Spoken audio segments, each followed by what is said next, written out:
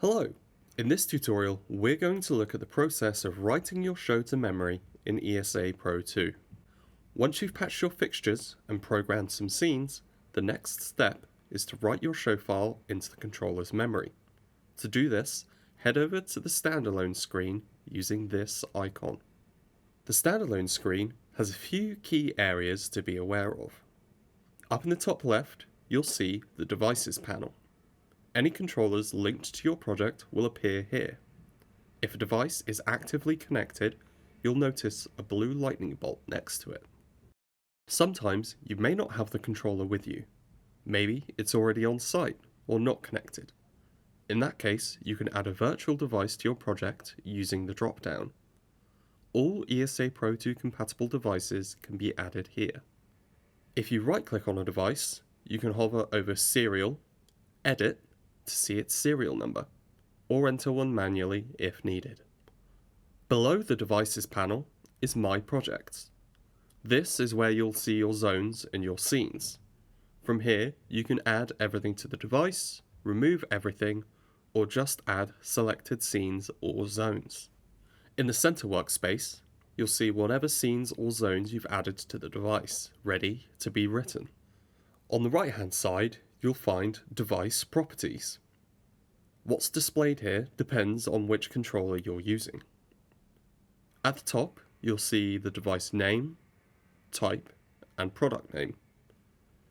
The identification section shows you how you're connected. Via USB, you'll see serial, or if you're connected over the network, you'll see an IP address. There's an active checkbox to enable or disable the connection. Below this is total device memory. On controllers with expandable storage, like the DR1 or DE3, this will reflect the size of the SD card that you're using. You'll also see the firmware version here. Pressing the button next to it will prompt a firmware update if there's one available.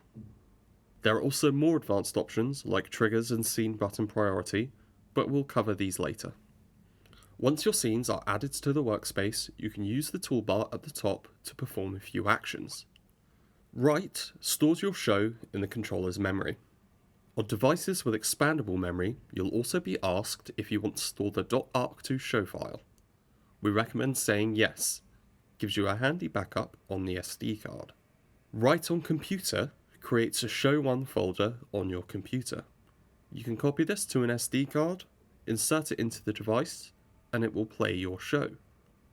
Write for Cloud generates a .xsa file that can be uploaded to any controller connected to the Nickelodeon cloud.